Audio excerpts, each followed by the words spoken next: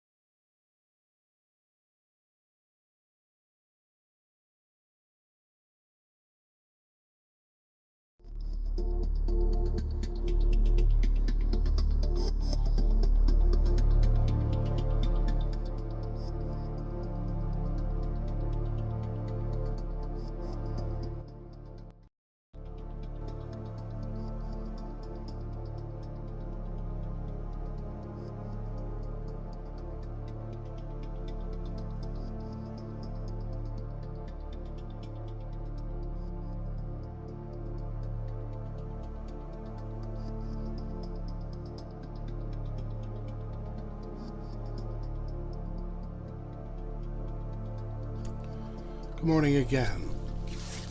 So, this morning I'm discussing the media of the Good Friday Agreement. I received an email through the internet from RTE reminding me about their plans, and there's some big plans for special coverage to mark the Good Friday Agreement, documentaries and programs. The outcome of the agreement was after the Dáil and Westminster and Stormont all agreeing to the Good Friday Agreement, and tomorrow's Good Friday. One of the articles on RTE from their archive, well, I'll read it to you. For Taoiseach Bertie Ahern, it was the culmination of long days and nights of intense negotiations. And I'm going to play the media that I received to you, including a comment from Bertie Ahern, the Taoiseach at the time. 6 weeks ago at Stormont, a deal was done by politicians in Northern Ireland and by the Irish and British governments. On Friday, voters north and south went to the polls to give their verdict. And by huge majorities in both parts of the island, they said yes to the Good Friday Agreement. For Taoiseach Bertie Ahern, it was the culmination of long days and nights of intense negotiation. So how does he now see the situation? Does he expect shortly to see in the One Northern Ireland executive representatives of the Ulster Unionist Party, the SDLP and Sinn Féin? I hope it does. I think next stage, Gerald, is for us to plan out what's in the agreement. We've already done a lot of preparatory work to see the Assembly elections through, which is the strand one, which is not a huge involvement for us, even though we have a huge interest. And then to start working to the executive in transition with the First Minister, the Second Minister, and hopefully that'll go well. I think the sheer size of the vote and the democratic decision will mean that we will have bumpy days, I'm sure, but I hope we get the executive set up. I hope it includes Sinn Féin, and then by the end of October, with September-October, we'll be working into the phase of the North-South Council, the North-South bodies, the implementation bodies. So the work really implementing the agreement starts now, and that's going to be it's going to be busy really till next March, really going through what we have to do. Would you like to see Sinn Féin taking up the seats that they would be presumably entitled to on the vote they get in the Assembly elections, take up the ministerial seats? I would, and I have every understanding that would be their intention.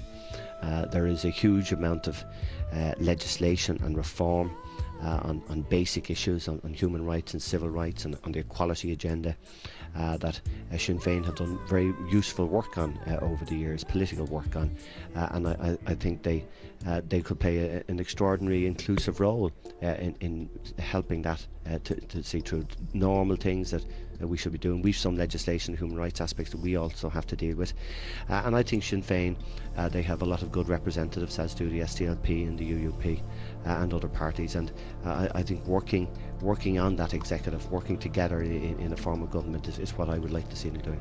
Taoiseach Bertie Ahern. So that was the report then, and I went to the search news tab on Google under Stormont News, and I'm just going to read the headlines for news about Stormont, and I have BBC Stormont crisis, punishment budget awaits Stormont, Conor Murphy warns. And then Belfast Telegraph, Heaton Harris denies tough budget, will be punishment for Stormont not sitting.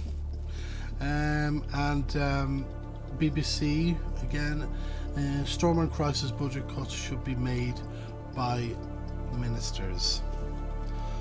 Okay, so I think that's enough speaking from me now.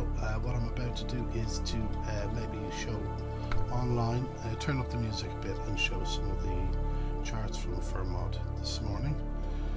And a good morning to you. Thank you very much for listening.